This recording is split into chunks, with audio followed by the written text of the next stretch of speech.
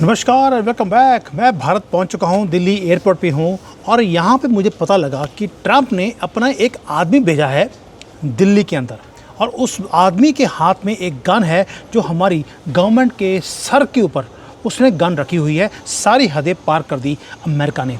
USA का trade का representative Jameson ग्रियर वो भारत में बैठा हुआ है अभी आज की डेट में और पिछले 2 दिन से नेगोशिएशन चल रही हैं ट्रेड के ऊपर भारत के अंदर। जो क्लॉक है वो रिलेंटलेसली तेज़ी से टिक टिक कर रही है। भारत डेस्परेट है कि जो 18% का हमारे ऊपर टैरिफ लगाया गया था, जो कैप था हमारे गुड्स के ऊपर, उसको कम किया जाए या उसको वहीं पर रखा जाए। लेकिन अमेरिका चाहता है कि हमारे ऊपर एक एडिशनल टैरिफ और लगाया जाए। ये टॉम एंड जेरी वाली गेम अमेरिका और भारत के बीच में वो चल रही है और अगर ये जो मीटिंग है अगर वो फेल हो गई दोस्तों, जो टेम्पररी यूएसए का जो टैरिफ का जो रजीम है ये एक्सपायर होने वाली है जुलाई 24 को और जो भारत के एक्सपोर्ट्स हैं वो बिल्कुल ख़त्म हो जाएंगे अमेरिका की तरफ। अब ये हाफ स्टोरी है। अब पूरी स्टोरी बताता हूँ आपको कि हुआ क्या है, ये आदमी यहाँ पे क्या कर रहा है और अंदर से इंडिकेशंस वो क्या आ रही हैं। जो मेन स्टोरी है वो आज नहीं शुरू होगी, वो शुरू होनी है जुलाई 24 को। एक साइलेंट एक ट्रैप डोर है जिसे ओपन किया जा रहा है भारत की इकॉनमी के ऊपर। क्यों किया जा रहा है? क्योंकि मोदी जी झुकने के लिए रेडी नहीं है। वो कहते हैं कि मैं झुकूंगा नहीं, अब मैं अपनी कंट्री को अपने तरीके से चलाऊंगा, तुम्हारी पॉलिसीज़ के हिसाब से नहीं। जो मेन स्ट्रीम मीडिया वो तो सो रही है हमारी। दलाल स्ट्रीट जो है वो टेरिफाइड है। अब दलाल स्ट्रीट जुलाई 24 को तो अभी बहुत देर है, वो आज टेरिफाइड क्यों है? यहीं पे है जहाँ पर कुछ चीज़ें क्वाइटली हो रही हैं बैकग्राउंड के अंदर। वॉशिंगटन ने एक गन लगा दी हमारे सर के ऊपर, मैंने आपको पहले बताया।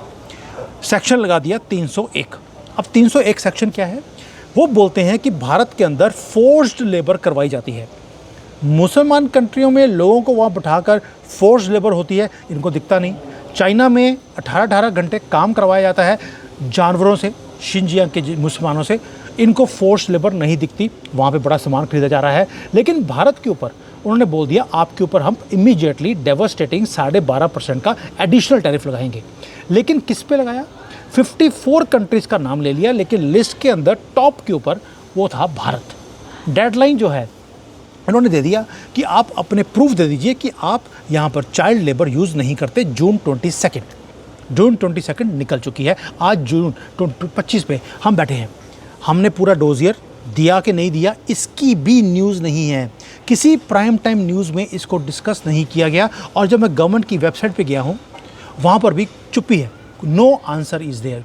यानी कि क्या हो रहा है कि जो हमारा इंडियन मीडिया है वो क्या कर रहा है? वो सिर्फ डिबेट कर रहा है पॉलिटिक्स क्या हो रहा है। लेकिन जो मेन मुद्दा है जून 22 को हमने एक डोजियर भेजना था, वो हमने दिया कि नहीं दिया किसी को पता नहीं है। अब रिवाइंड करते हैं कि हम यहाँ पे पहुँचे कैसे, ये बहुत ज़रूरी है। स्टोरी शुरू होती है 2019 में। तब क्या हुआ था दोस्तों? वॉशिंगटन ने हमें एक स्टेटस दिया हुआ था जीएसपी का, जिसको बोलते हैं फेवर्ड नेशंस का। वो ट्रेड एक प्रिविलेज था, लेकिन वो हमारे से छीन लिया गया 2019 में। और भारत की गवर्नमेंट बोलती रही अमेरिका को कि भाई हमारी गलती क्या है, आप हमें ये जो स्टेटस है इसे रिमूव क्यों कर रहे हैं?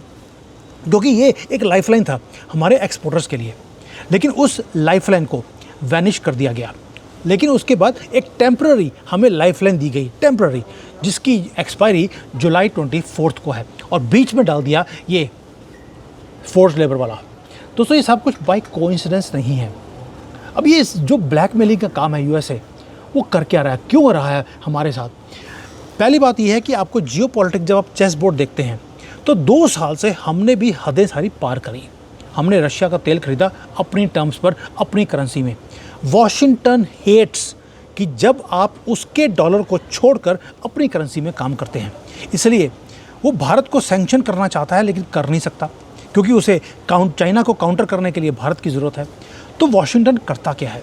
वॉशिंगटन कहता है आप बस हम मुझे ओबे करते रहो और जो लीवरेज है न्यू दिल्ली के ऊपर वो मेरी बरकरार रहे, उसको आप चैलेंज मत करो।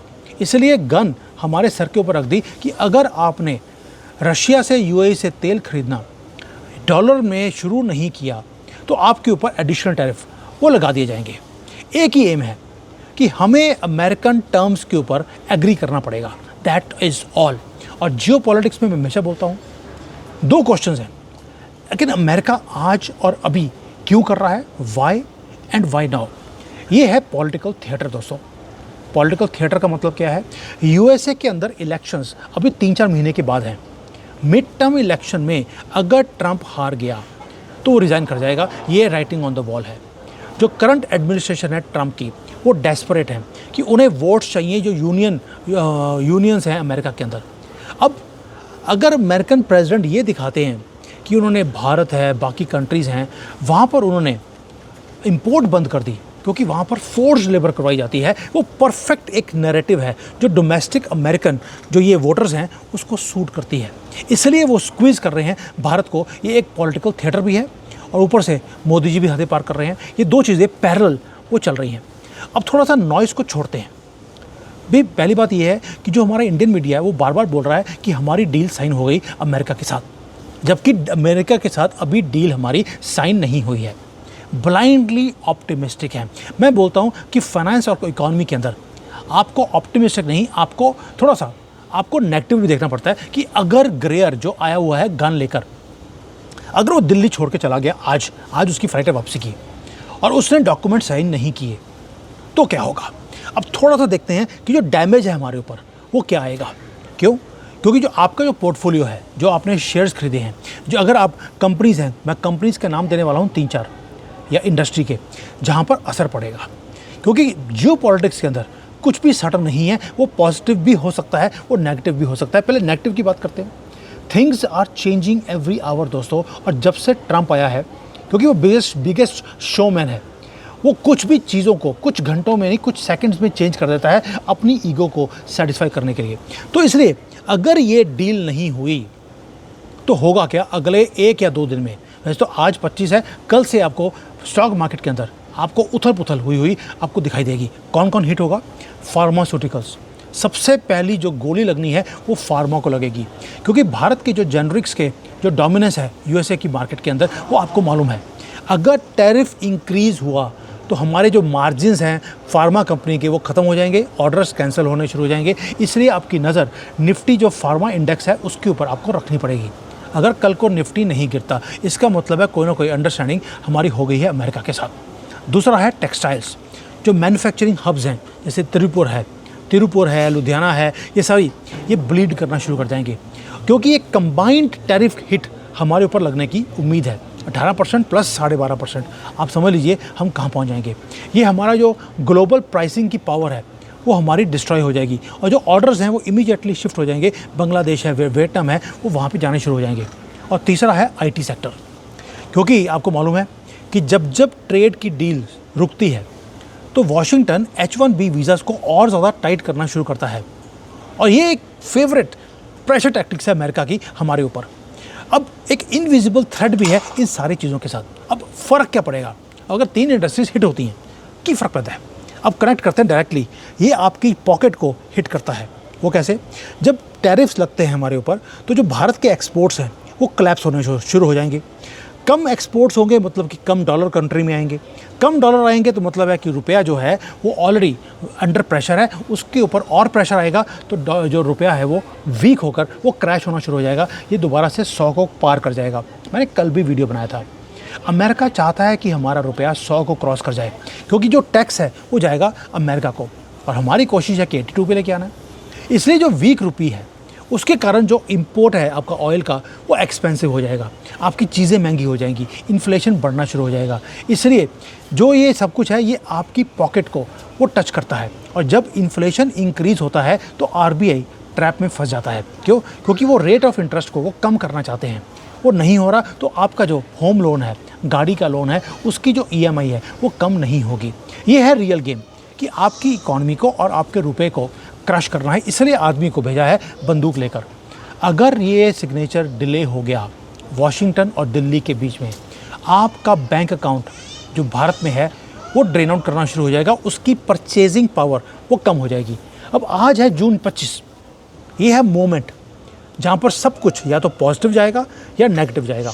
मैं वेट कर रहा हूँ जॉइंट स्टेटमेंट की, जो ग्रेयर है और जो इंडियन कॉमर्स मिनिस्ट्री है उसके बीच में जो जॉइंट स्टेटमेंट है वो क्या आती है। अभी वो अनाउंस नहीं हुई है, और अगर ये अनाउंस हो गया कि भाई हमने डील साइन कर ली तो कल को आप देखेंगे मार्केट तेज़ी से बढ़ना शुरू हो जाएगा।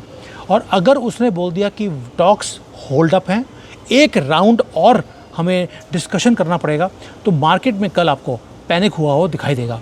दोस्तों, थर्ड राउंड है, ये सेकंड राउंड चल रहा है। अगर उसने थर्ड राउंड की बात करी, यानी कि जुलाई 24 से पहले हमारे पास 3 या 4 हफ्ते हैं जहाँ पर हमें सब कुछ साइन करना है, या एक कॉमन ग्राउंड के ऊपर आपको आना है।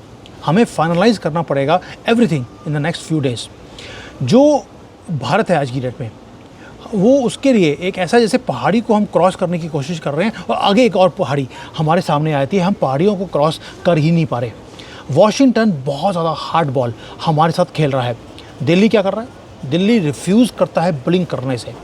हम बोलते हैं यार तुम भी दादा तो हम भी दादा, दोनों ऐसे लग रहा है कि जैसे हाईवे के ऊपर भाग रहे हैं और हाईवे एक ही है। पहले कौन उड़ेगा ये वक्त बताएगा। अब आपको करना क्या है, कल आप देखिए अगर ये एग्रीमेंट नहीं हुआ तो एक तो रुपया, उसकी अगर वैल्यू कम होनी शुरू हो गई, इसका मतलब है आपका एग्रीमेंट अमेरिका के साथ नहीं हुआ है। और जो मैंने आपको सेक्टर्स बताए, वो तीनों सेक्टर्स के जो इंडेक्सेस हैं, आप उसको चेक करना शुरू कर देना। अगर जॉइंट स्टेटमेंट नहीं आया लेकिन पीछे एग्रीमेंट हो गया होगा, अगर हुआ तो ये इंडेक्सेस बढ़ने शुरू हो जाएंगे, नहीं हुआ तो ये गिरने शुरू हो जाएंगे। क्योंकि जुलाई 24 वो बहुत जल्दी आ रही है और जियो पॉलिटिक्स के अंदर एक महीना कैसे निकल जाता है ऐसे वो पता लगता ही नहीं है। इसलिए आपको अगर अपने पोर्टफोलियो को, अपने शेयर मार्केट में अगर आपने इन्वेस्ट किया है, उसको अगर बचाना है तो उसके लिए आपको देखना पड़ेगा। अगर तो जॉइंट स्टेटमेंट नहीं आया ग्रेयर और कॉमर्स मिनिस्ट्री के अंदर, तो आपका पोर्टफोलियो तो गया।